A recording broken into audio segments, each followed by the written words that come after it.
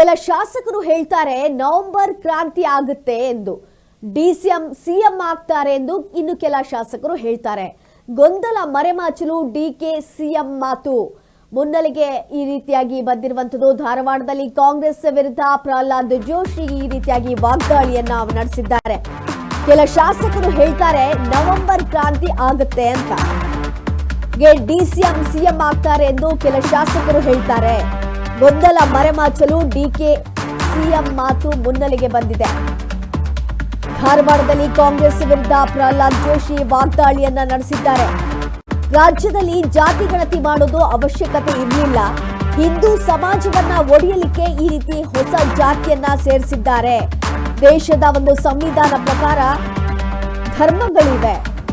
ಗಣತಿ ಮಾಡುವವರಿಗೆ ಸರಿಯಾದಂತಹ ಟ್ರೈನಿಂಗ್ ಅನ್ನ ಕೊಟ್ಟಿಲ್ಲ. ಭಿನ್ನಾಭಿಪ್ರಾಯಗಳನ್ನ ಮುಚ್ಚಿ ಹಾಕಲು ಇಂಥ ಕೆಲಸವನ್ನ ಮಾಡ್ತಾರೆ ಅಂತ ಪ್ರಹ್ಲಾದ್ ಜೋಶಿ ವಾಗ್ದಾಳಿಯನ್ನ ನಡೆಸಿದ್ದಾರೆ. ಕೆಲ ಶಾಸಕರು ಹೇಳ್ತಿದ್ದಾರೆ ನವೆಂಬರ್ನಲ್ಲಿ ಕ್ರಾಂತಿ ಆಗತ್ತೆ, ಸಿಎಂ ಆಗ್ತಾರೆ ಅಂತ ಕೆಲ ಶಾಸಕರು ಹೇಳ್ತಾರೆ. ಎಲ್ಲ ಒಂದು ಗೊಂದಲಗಳನ್ನ ಮರೆಮಾಚಲು ಡಿಕೆ ಸಿಎಂ ಮಾತು ಮುನ್ನೆಲೆಗೆ ಬಂದಿದೆ. ಧಾರವಾಡದಲ್ಲಿ ಕಾಂಗ್ರೆಸ್ ವಿರುದ್ಧ ಪ್ರಹ್ಲಾದ್ ಜೋಶಿ ವಾಗ್ದಾಳಿಯನ್ನ ನಡೆಸಿದ್ದಾರೆ. ಹಾಗೆ ರಾಜ್ಯದಲ್ಲಿ ಜಾತಿ ಗಣತಿ ಮಾಡೋದು ಕೂಡ ಅವಶ್ಯಕತೆ ಇರಲಿಲ್ಲ. ಹಿಂದೂ ಸಮಾಜವನ್ನ ಒಡೆಯುವಂತ ಕೆಲಸ ಆಗ್ತಾ ಇದೆ. ಈ ಒಂದು ಹಿಂದೂ ಸಮಾಜವನ್ನ ಒಡೆಯೋದಕ್ಕೋಸ್ಕರ ಹೊಸ ಜಾತಿಯನ್ನ ಸೇರಿಸಿದ್ದಾರೆ. ದೇಶದ ಸಂವಿಧಾನದ ಪ್ರಕಾರ ಧರ್ಮಗಳಿವೆ. ಗಣತಿ ಮಾಡುವವರಿಗೆ ಸರಿಯಾದಂತಹ ಟ್ರೈನಿಂಗ್ ಕೊಟ್ಟಿಲ್ಲ ಅನ್ನುವಂತ ಒಂದು ವಾಗ್ದಾಳಿಯನ್ನ ಮಾಡಿದ್ದಾರೆ. ಇದರ ಜೊತೆಗೆ ತೀರಾ ವೈಯಕ್ತಿಕ ವಿವರಣೆಯ ವಿಷಯದಲ್ಲಿ ಕೇಂದ್ರ ಸರ್ಕಾರ ಜಾತಿ ಗಣತಿಯನ್ನು ಮಾಡ್ತೀರಿ ಅಂತ ಹೇಳಿದೆ. ಹಾಗಾಗಿ ಇದರಲ್ಲಿರುವಂಥ ಇರ್ರೆಲೆವೆಂಟ್ ಪ್ರಶ್ನೆಗಳೇನಿದ್ದಾವೆ, ಇರ್ರೆಲೆವೆಂಟ್ ಅಂದರೆ ಸಂಬಂಧ ಇರಲಾರ್ದಂಥ ಹಿಂದೂ ಸಮಾಜವನ್ನು ಒಡಿಲಿಕ್ಕೆ ಹೊಸ ಜಾತಿಗಳನ್ನೇನು ಸೇರಿಸಿದ್ದಾರೆ. ನೀವು ಅದನ್ನು ನೋಡಿದಿರಲ್ಲೋ ನನಗೆ ಗೊತ್ತಿಲ್ಲ, ಪ್ರತ್ಯಕ್ಷವಾಗಿ ನೀವು ನೋಡಿರಲ್ಲೋ ನನಗೆ ಗೊತ್ತಿಲ್ಲ. ಅದರಲ್ಲಿ ಇವತ್ತಿಗೂ ಸಹಿತ ಬ್ರಾಹ್ಮಣ ಕ್ರಿಶ್ಚಿಯನ್ನು, ಆಮೇಲಿಂದ ವಿಶ್ವಕರ್ಮ ಕ್ರಿಶ್ಚಿಯನ್ನು, ಆನಂತರ ಕುರುಬ ಕ್ರಿಶ್ಚಿಯನ್ನು, ಮುಜಾವರ್ ಮುಸ್ಲಿಂ ಬ್ರಾಹ್ಮಣರು, ಮುಸ್ಲಿಂ ಲಿಂಗಾಯತ್ ಮುಸ್ಲಿಮರು, ಮುಸ್ಲಿಂ ಲಿಂಗಾಯತರು, ಈ ರೀತಿ ಯಾವ ಜಾತಿ ಅದರ ಹಿಂಗೆ ಎಲ್ಲರೂ ಬರೆಸ್ತಾರೆ. ಹಿಂಗೆ ಇದರ ಜೊತೆಗೆ ತೀರಾ ವೈಯಕ್ತಿಕ ವಿವರಗಳನ್ನೇನು ಕೇಳಿದ್ದಾರೆ ಅದರ ವಿರುದ್ಧವಾಗಿ ನಮ್ಮ ಅಭಿಪ್ರಾಯ ಸ್ಪಷ್ಟವಾಗಿದೆ. ಆ ವಿವರಗಳನ್ನು ನಾವು ಕೊಡಲ್ಲ ಅಂತ ಹೇಳಿದ್ವಿ.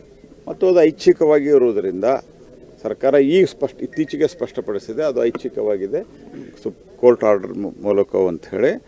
ಜಾತಿ ಗಣಗಣತಿಗೆ ಕೇಂದ್ರ ಸರ್ಕಾರ ಮಾಡ್ತಾಯಿದೆ. ಜಾತಿ ಗಣಗಣತಿಗೆ ನಾವು ಸಿದ್ದರಾಮಯ್ಯನವರು ಯಾವುದು ತಮಗೆ ಅನುಕೂಲವಾದಂತಹ ಸ್ಟೇಟ್ಮೆಂಟ್ಗಳು ಬರೋದಿಲ್ಲ ಅಥವಾ ಅವರ ಹುಳುಕನ್ನು ನಾವು ಹೊರಗೆ ಹಾಕ್ತೀವಿ, ಆವಾಗ ಆರೋಪಗಳನ್ನು ಮಾಡಲಿಕ್ಕೆ ಶುರು ಮಾಡ್ತಾರೆ. ಇದರಲ್ಲಿ ಸ್ವಾಮಿಗಳು ಹೇಳ್ತಾ ಇರೋದು ಇದನ್ನೇ. ಸ್ವಾಮಿಗಳು ಹೇಳ್ತಾ ಇರೋದು ಆಯಾ ಸಮುದಾಯದ ಸ್ವಾಮಿಗಳು, ಈ ಕುರುಬ್ ಸಮುದಾಯದಿರ್ಬೋದು, ಲಿಂಗಾಯತದ ವಿವಿಧ ಜಾತಿ ಉಪಜಾತಿಗಳ ಸಮುದಾಯದ ಸ್ವಾಮಿಗಳು, ಮುಖಂಡರು, ಬ್ರಾಹ್ಮಣ ಸಮುದಾಯದ ವಿವಿಧ ಜಾತಿ ಪಂಥ ಮುಖಂಡರು, ಇವರೆಲ್ಲ ಹೇಳ್ತಾ ಇರೋದೇನು, ನಿಮಗೆ ಎದಕ್ಕೆ ಬೇಕಿದೆ, ನೀವು ಒಂದು ಈ ದೇಶದ ಸಂವಿಧಾನದ ಪ್ರಕಾರವಾಗಿ ಧರ್ಮಗಳಿದ್ದಾವೆ ರಿಕಗ್ನೈಸ್ಡ್. ಆ ಧರ್ಮಗಳ ಕಾಲಮ್ದಲ್ಲಿ ಧರ್ಮ ಬರೆಸಲಿ, ಉಳಿದ ಜಾತಿ ಉಪಜಾತಿ ಬರೆಸಲಿ. ಅಷ್ಟಕ್ಕೊಮ್ಮೆ ನಿಮ್ಗೆ ಇನ್ನೊಂದೇನೋ ಬರೆಸೋದಿದೆಯಾ. ಆದರೆ ಈ ಕ್ರಿಶ್ಚಿಯನ್ ಲಿಂಗಾಯತ್ ಕ್ರಿಶ್ಚಿಯನ್ನು ಈ ಥರದ್ದೇನು ಇವೆಲ್ಲ ಲಿಂಗಾಯತ ಕುರುಬ ಲಿಂಗಾಯತ್ ಕುರುಬ, ಮುಜಾವರ ಬ್ರಾಹ್ಮಣ ಮುಸಲ್ಮಾನರು, ಇದೇನಿದೆ. ಮತ್ತು ತೀರಾ ಅತ್ಯಂತ ನೀವು ಯಾವುದಾದ್ರೂ ಸಾಮಾಜಿಕ ಸಂಘಟನೆಗೆ ಸೇರಿದ್ದೀರಾ, ಆಮೇಲೆ ನಿಮ್ಮ ಮೇಲೆ ಭೇದ ಭಾವ ಆಗಿದೆ, ಸರ್ಕಾರ ಇದಕ್ಕಿದೆ. ಭೇದ ಭಾವ ಎಲ್ಲಿಯೂ ಆಗಬಾರ್ದು, ಸರ್ಕಾರ ಇದಕ್ಕಿದೆ. ಈ ರೀತಿ ಅನೇಕ ಇರ್ರೆಲೆವೆಂಟ್ ಪ್ರಶ್ನೆಗಳನ್ನು ಕೇಳಿ ಜನರನ್ನು ದಾರಿಗೆ ತಪ್ಪಿಸುವಂಥ ಕೆಲಸವನ್ನು ಮಾಡ್ತಾ ಇದ್ದಾರೆ.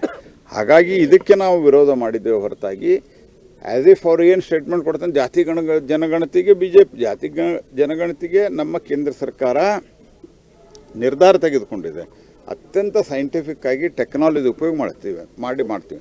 ಎರಡನೇದು ಹೆಂಗೆ ನಡೆದಿದೆ, ನಿಮ್ಮೆಲ್ಲ ಟಿ ವಿಯಲ್ಲೇ ಈಗೇನಿಲ್ಲಿ ನೀವು ಚಾನೆಲ್ಗಳ ರಾಜ್ಯದಲ್ಲಿ ಜಾತಿ ಗಣತಿ ಮಾಡೋದು ಅಷ್ಟೊಂದು ಅವಶ್ಯಕತೆ ಇರಲಿಲ್ಲ. ಆ ಒಂದು ಕುರುಬ ಸಮುದಾಯ, ಲಿಂಗಾಯತ ಸಮುದಾಯ, ಬ್ರಾಹ್ಮಣ ಸಮುದಾಯ ಈ ರೀತಿಯಾಗಿ ವಿಂಗಡಣೆ ಮಾಡುವಂಥದ್ದು ಏನಿತ್ತು. ದೇಶದ ಸಂವಿಧಾನದ ಪ್ರಕಾರ ಧರ್ಮಗಳಿವೆ. ಆ ಧರ್ಮ ಏನಿದೆ ಅದನ್ನ ಅಲ್ಲಿ ಮೆನ್ಷನ್ ಮಾಡಿದ್ರೆ ಸಾಕು.